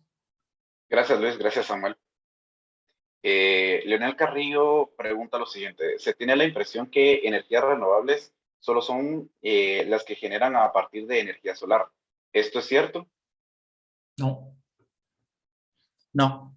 O sea, las energías renovables hay aire, hay hidráulica, hay aprovechamiento de residuos naturales, hay aprovechamiento de residuos industriales, ¿no? O sea, hay múltiples formas de tener energías renovables. Lo que pasa es que la solar tiene una publicidad impactante, ¿no? O sea, está en todos los días en los medios, no es la panacea, lo sabemos en la Unión Europea, y estamos en nosotros, o sea, la Unión Europea tiene un reto importante en ese tema para la recuperación, ¿no?, de residuos y valorizar energéticamente los residuos. Ese ha sido siempre un reto importante porque para el industrial que genera un residuo, vamos a hablar de plástico, podemos hablar de madera, podemos hablar de basura, siempre ha sido más fácil tirar que recuperar. Sí. Pero hoy en día ya no. Si lo tira, le multan. Sí. Ya no se pueden tirar residuos. Correcto. Y complementando, Luis, mira, yo les comentaba a un grupo de estudiantes de maestría de una universidad y les decía, mire, lo que pasa es que cuando nosotros también impulsamos la solar térmica, porque tú bien decías agua caliente sanitaria, y lo que pasa es que por lo general, y yo he visto casos que uno es casi de pegarse un tiro en la 100, voy a colocar placas fotovoltaicas para llevarle electricidad a un calentador eléctrico, ¿eh? O sea, eso es lo peor que uno puede hacer, pero lo que pasa es que quien propuso eso es el que vende paneles fotovoltaicos, y tú lo dijiste muy bien, no tenemos nada en contra de, lo que pasa es que tiene que haber una diversidad energética y tenemos que ver para qué aplicación va a ser, pues, ¿verdad? Entonces ahí vamos a ver el mejor aprovechamiento de estas energías. Por eso, Samuel, es muy importante la diapositiva que proyecté de OLADE de 2003, el contexto nacional, ¿no? O sea, ¿cuánto representa cada actor? ¿Cuál es el recurso? O sea, si mi país tiene sol, tiene viento, tiene ríos, tiene lluvia. O sea, pero todo eso, ojo, no es para siempre. Hay cosas que son para siempre, hay cosas que cambian, ¿no? Ahora aparece el hidrógeno, ayer apareció el vehículo eléctrico, hace 10 años no había ninguna política energética mundial que dijera la palabra vehículo eléctrico. Hoy ya está en todas las políticas energéticas. O sea, la política es la que cambia y los planes se adaptan a la política porque responden a los objetivos que fija la política. Eso tiene que quedar claro. Manda la política, luego el plan y luego los resultados. Y si no hay recursos, no hay política, por mucho que haya un texto. Okay. Gracias a ambos. Franz Casasola pregunta, ¿cuánto ha sido el ahorro en porcentaje, si es posible medirlo en España, luego de aportar esas políticas comparándolo en el 2010 y 2020? Le voy a responder rápido y fácil porque es una pregunta que me hicieron hace unas semanas en otro evento y no la pude responder en ese momento porque, claro, me están hablando de un tema muy concreto. Pero, claro, a raíz de la pregunta lo miré, 14%. ¿No? El objetivo era el 20%. No sé si estáis familiarizados con el concepto 20-20-20-2020. O sea, la política energética europea decía que el 2020 Europa tenía que reducir el 20% del consumo de energía, tenía que ser un 20% más eficiente y las emisiones de CO2 reducirlas un 20%. España no alcanzó el 20%. ¿Ah? Pero no está, o sea, yo considero que no está mal. O sea, es un resultado medible, verificable y presentado delante de la Unión Europea y aprobado. Es decir, considero que podríamos decir que vamos en el buen camino. Si llegamos al 20, no llegamos. ¿Ah? Gracias, Luis. Dionisio pregunta, ¿cuáles serían los pasos para construir política energética en Guatemala? ¿Qué aspectos se deberán contemplar para construirlo? Bueno, Guatemala, lo sé porque lo conozco, ya tiene una política energética, ya tiene un plan nacional. ¿Ah? Por lo tanto, diríamos que el paso 1 y el paso 2 ya están. Dentro del paso 2, mira, ahí no lo presenta Samuel, entonces hay que reglamentar o establecer la normativa que harán cumplir el plan, ¿no? Entonces, falta el paso 3, ¿no? Por ejemplo, dentro de la política energética, pues se habla de un cambio en la matriz. Ese es lo primero que acometen todos los países porque es muy fácil. Más fácil, cambiar la matriz. ¿Ah? Eso es lo más fácil. ¿Por qué? Porque cuando cambias la matriz, hablas con 5 personas, con 10, con 20, no hablas con más, que son los que te aportan energía al sistema, ¿no? Cuando tienes que aplicar eficiencia energética, tienes que hablar con 2 millones de clientes, ¿ah? Que son los industriales, los que tienen comercios, los que tienen hoteles, los que tienen restaurantes, los que tienen bares, los que tienen un taller mecánico de pinturas, etcétera, etcétera. Ahí hay que hablar con 2 millones y ahí les da miedo. Por eso esa es la parte más importante que necesita ayuda de, en este caso, por ejemplo, en mi caso de la Unión Europea, pero puede ser el BID, puede ser el Banco Mundial, Guatemala necesita ayuda para llevar a cabo el plan. Pero el plan tiene que primero establecer una normativa y un reglamento. Yo les invito a que vayan a visitar la página, por ejemplo, de Ecuador, ¿no? Ecuador hace poco aprobó su ley, ¿no? Y redactó el reglamento. O sea, Ecuador hizo la evolución natural: política energética, plan nacional, normativa y reglamento, y ahora pues tiene cooperantes internacionales con recursos para ayudarle. Gracias, Luis. Jacobo Low plantea lo siguiente. ¿Cuánto tiempo le tomó a Europa decidirse a implementar las políticas energéticas? Pregunta para ambos, tanto Luis como a Samuel. ¿Consideran realmente que sea implementable en Guatemala, tomando en cuenta el contexto social y político? Yo voy a responder primero por la parte de europea. 10 años. O sea, 10 años son los que van desde 2002 a 2012. O sea, realmente ese periodo de 10 años es cuando la Unión Europea se da cuenta y se decide, ¿no? Porque la pregunta ahora de ¿cuándo se decide, no? La Unión Europea se decide a implementar las políticas energéticas de una forma más contundente, ¿no? Primero, en 2002, como que las pensó, ¿no? Y las lanzó con muy poco control. Ya visteis España, 6 años, 5 años en transponer esa directiva, etcétera, etcétera. Y en 2012 dice, no, esto se acabó. Esto tiene que ser obligatorio ya. Y quien no lo haga, multas. Así funciona la Unión Europea, ¿no? O sea, si España no hace una cosa, otra cosa es cómo lo hace, ¿no? Es lo que hablábamos, ¿no? Si acredito al técnico o no lo acredito. Si elijo industrias de 200 trabajadores o de 500. Sí, eso es otra cosa, pero lo tienes que hacer, ¿no? Entonces, hablaríamos de 10 años. Y ahora dejo que Samuel responda a la otra. Sí, gracias Luis. Miren, como complemento, vean que si bien nos dice Luis, 10 años, ¿cuánto nos puede llevar a nosotros que todavía tenemos mucho déficit? No hay robustez en las instituciones, no hay mucho personal cualificado, porque vuelvo y ya con lo que hemos platicado, o sea, todo el mundo quiere hacer de todo, pero no hace nada.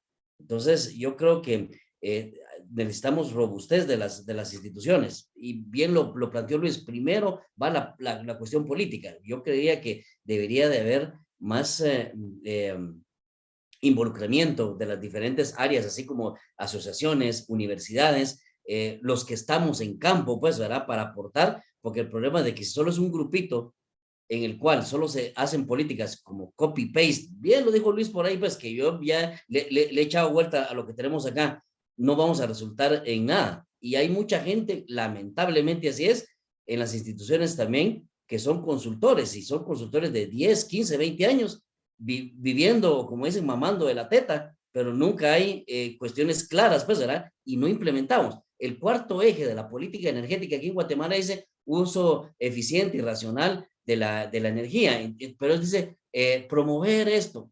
Ya dejemos de promover, tenemos que hacerlo. Hágalo usted que tiene, qué sé yo, si lo vemos en nuestro ámbito, 800, 1 mega de demanda firme, tiene que ser su auditoría energética. Usted que tiene eso, o si hace auditoría, o si no, se certifica ISO 50001. Lo que pasa es que como es voluntario, nadie sabe. Aquí en Guatemala solo hay 2 empresas o 2 industrias certificadas ISO 50001. Entonces es bien complicado. Entonces lo que hay que hacer es que irse, como diríamos, con los tacos de frente, y hay que decir, usted lo tiene que hacer, pues, ¿verdad? ¿Y quién tiene que hacer eso? El Estado, pues, ¿verdad? Porque nosotros podemos conocer, saber, pero nosotros no podemos tomar ese tipo de decisiones. No sé, Luis, si quieres complementar algo más, pero Bueno, yo porque vivo en mi ámbito guatemalteco y conozco que sí, con las paredes que me he topado, pues, ¿verdad? Pero ni modo. sí, no, solamente comentar respecto a las 2 empresas que has comentado, que las conocemos muy bien tú y yo, Sí. y sabemos cuál es el contexto de cada una de ellas, ¿vale? Por lo tanto, yo sí me gustaría, Samuel, y esto quiero que respondas tú a mi pregunta, en este caso te la hago a ti, Samuel. Realmente, Samuel, no necesito de ninguna política energética ni de ningún plan nacional. No necesito, o sea, yo vuelvo a la fase 3, ¿no? El técnico, él me conoció a mí, trabajamos juntos y yo no le obligué a certificarse a... O sea, fue una decisión suya, adelantarse al proceso, no esperar a las políticas, a que el país me diga si estoy acreditado o si no. Oiga, eso es lo que yo le pido a los técnicos, no esperéis, porque si en España han sido 10 años con la conciencia plena, en Guatemala no sé cuántos pueden ser, pero podéis ayudar. Cada día que perdéis es un día que hacéis perder al posible cliente el posible ahorro energético. Entonces, tener claro que si este mundo os gusta, como a Samuel le gustó, pues él ha evolucionado y se fue a formar y fue a Estados Unidos, hizo la capacitación y aprobó el examen y luego volvió a Guatemala y trabajó en industrias, pero nadie lo obligó, nadie lo obligó. No tenía ningún reglamento, ninguna acreditación, simplemente es seguir los consejos, como yo los doy. No esperen, háganlo. Evidentemente, si tenemos el apoyo de instituciones como universidades o como asociaciones o como gremios, pues mucho mejor. ¿Por qué? Porque nos facilitan la tarea y posiblemente no tenga que ir a Estados Unidos a formarme, o me resulte más barato, más económico, etcétera, etcétera. Pero no lo dejen pasar. ¿No, Samuel? Sí, es así. Correcto, Luis. De hecho, esa es la idea de nosotros fomentar este tipo de asociaciones, que al final de cuentas todos estemos empujando para un país mejor, todos estemos con la misma iniciativa, pues, y no, miren, yo se lo decía a alguien, no pensemos como a la diferencia que hicieron, y no voy a profundizar mucho en esto, en los cangrejos en la cubeta o en el balde japoneses y en los latinos. Los japoneses le colocan una tapadera a los cangrejos para que no se salgan. Los latinos entre ellos mismos se jalan las patas y nadie sale para arriba porque todos queremos jalar por nuestro lado. Entonces, lamentablemente al país no lo sacamos adelante porque nosotros mismos no queremos fomentar ese empuje, pues, ¿verdad? Y lamentablemente el que sobresale le quieren volar la cabeza, pues, ¿verdad? Entonces, el tiro al blanco es lo mejor. Entonces, ¿qué se hace? En lugar de decir en qué puedo aportar o cómo me puedo yo capacitar más. Por ahí preguntaron, pues, o sea, sí se pueden certificar. Parte de eso es el trabajo que está haciendo la asociación, pero por ahí lo dejo, Luis, porque sí se puede. Lo que pasa es que tiene que haber una iniciativa individual de cada persona. ¿Qué voy a aportar yo? De hecho, nos ha servido también esto de que ya hay empresas multinacionales aquí en Guatemala que están diciendo, yo quiero hacer auditorías energéticas, pero necesito expertos. Cuando nosotros participamos, digo nosotros porque participamos, se quedó como que estaban confundiendo una auditoría de eficiencia energética como un estudio de calidad de energía. Nada que ver una cosa con la otra, pues, ¿verdad? Pero lamentablemente eso fue lo que algunas empresas inclusive estuvieron cotizando. Entonces, yo lo dejo por ahí. Hay un par de preguntas más, José. ¿Estás en mute, José? Está en mute, Josué. Perdón. Es correcto. La última pregunta que plantea César Estrada es ¿cómo podemos optimizar la matriz energética? La matriz energética, la primera pregunta siempre es ¿cuáles son los recursos? ¿No? Yo hablo por Guatemala porque lo conozco. La matriz energética de Guatemala está muy vinculada al precio, no a la fuente. Ese es un error. Yo siempre, con Samuel siempre hemos tenido dijéramos, esta inquietud, ¿no? En la Unión Europea, o sea, realmente se fomenta, ¿no? el cambio a la matriz por la reducción de emisiones, no por el precio del kilovatio hora. Entonces, fomentar, por ejemplo, la existencia de centrales súper contaminantes, porque el precio final del kilovatio hora, el día que lo compras, es barato, pero hay que pensar en el futuro, ¿no? O sea, después de 20 años, ese kilovatio tan barato, ¿cuánto vale en salud, medio ambiente? ¿Cuánto vale? ¿Cuánto cuesta? ¿Se puede medir?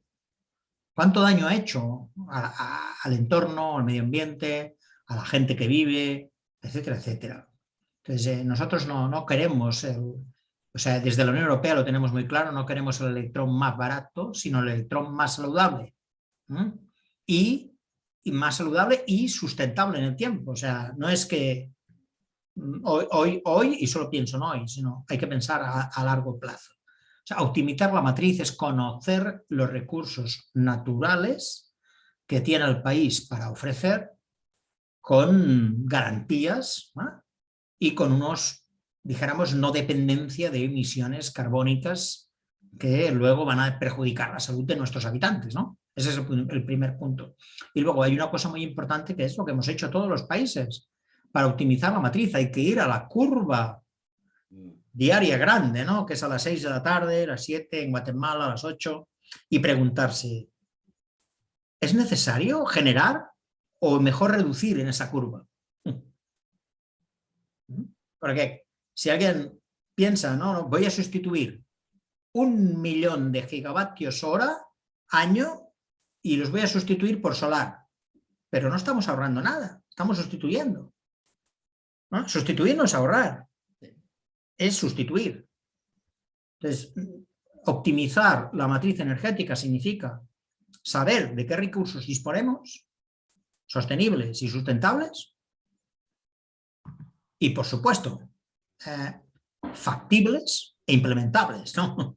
De nada sirve decir tengo mucho viento o quiero poner viento y no, molinos eólicos y no tengo viento. Eso no es factible, ¿no? Por mucho que nos guste el viento. Y luego es muy importante que el país tiene que analizar cuál es su curva, cuál es su matriz, su demanda máxima. Y si quiere optimizar la matriz, tiene que irse a las horas críticas, ¿no? Y no sustituir y no poner más energía, sino decirle a esas horas críticas qué tengo que hacer para bajar la demanda.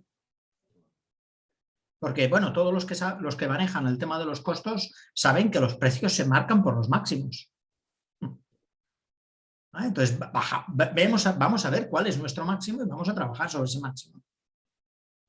Sí, seguro. Gracias, Luis. Tal vez para complementar lo que tú dices, y es muy cierto, lo que pasa es que desconocemos nuestra matriz, o si conocemos, ¿qué hacemos? Entonces, de hecho, nosotros en nuestros hogares deberíamos de ir viendo cómo aportamos para consumir menos, porque quiera que no, esa banda punta, nosotros mismos en las casas aportamos para eso, pues, ¿verdad? Y dos, o sea, al final de cuentas, si yo tengo un proceso continuo en una industria o en algún edificio, o sea, si ya no puedo hacer nada con cuestiones operativas, tengo que empezar a invertir en equipos más eficientes. De hecho, la demanda firme de un gran usuario la toman con la banda punta y la gente no le pone atención a eso, pues, porque a final de cuentas todavía nuestra energía es barata, y energía digo barata porque se van al spot, una energía contaminante, pero todo mundo se lleva las palmas o hace mucha publicidad que hicimos esto, lo otro, aquello, pero no reducen en esto. Y no, mire, yo quiero energía más barata, me voy al spot. Aquí nos penalizan con un 50 bis que le llaman, pero no es como en Europa. En Europa te dicen, bueno, si tú generas con fósiles, te penalizamos, o hay un cobro por tonelada. Si tú le compras a ese, también te penalizamos. Entonces, si fuera así, yo creo que seríamos tal vez los más caros de Centroamérica, pero nuestro apilamiento no es por tecnología, sino que por costo, pues, ¿verdad? Muchas gracias, Luis. Muchas gracias, Samuel. Finalizamos el espacio de preguntas y respuestas. No me queda más que agradecerles. Discúlpame, Josué, solo quiero responder en breves segundos una consulta que ahora estoy viendo ahí en el chat que habla del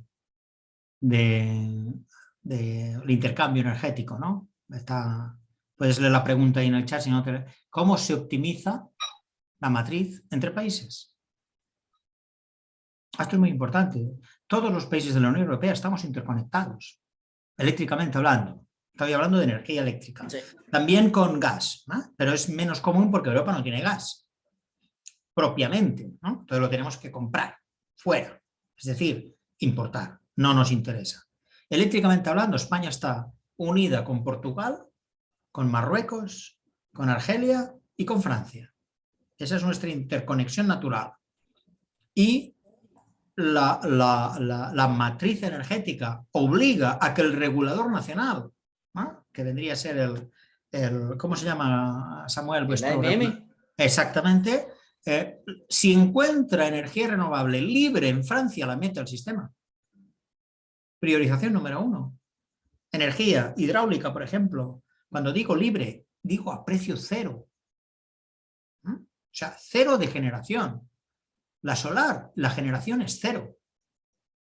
La eólica, la generación es cero. Luego, por supuesto, hay costes de distribución, de transporte, de mantenimiento, las ganancias de los diferentes agentes, pero hablamos del coste de generación. Entonces, cuando el coste de generación es cero, en Francia, porque tiene mucho viento, o en Portugal, porque tiene mucho offshore, España lo compra porque vale cero.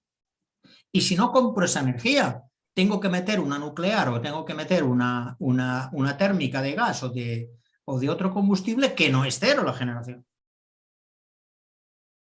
O sea, es mucho más. ¿Por qué? Porque hay que pagar el gas. En cambio, en el viento, en el sol, en el agua, etcétera, en los recursos, en los residuos, etcétera, etcétera, el coste de generación es cero. Entonces, la interconexión, que la pregunta es ¿cómo se optimiza la matriz? O esa entiendo que es la pregunta, César, ¿cómo se optimiza la matriz entre países? Se busca aprovechar el máximo el coste cero en origen. No sé si aclaré.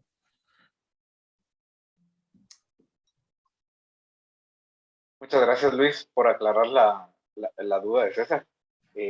Terminamos nuevamente el espacio de preguntas y respuestas. No me queda más que agradecer a ambos, tanto a Samuel como a Luis, su presencia por hacer de este webinar un éxito y poder aprender nuevos conceptos en eficiencia energética y aprender toda la transición que Europa ha realizado en este ámbito. De parte del capítulo de Guatemala de la AEE, es un gusto y les deseo muy feliz noche. Esperamos vernos en un próximo evento de nuestra asociación. Feliz noche, Yo, muchas gracias. como siempre, muy agradecido y siempre a disposición, ¿no? Muchas gracias, Luis. O sea, es un gusto tenerte por acá y yo creo que esta va a ser la primera de varias o de muchas. Ya la gente también está convencida de que al final de cuentas sí podemos obtener muy buena información de parte tuya. Muchas gracias, Luis, por tu disposición y estamos en contacto. Gracias. Gracias. Chao. Saludos a todos. Muchas Que gracias. descansen. Feliz noche. Feliz noche. Adiós.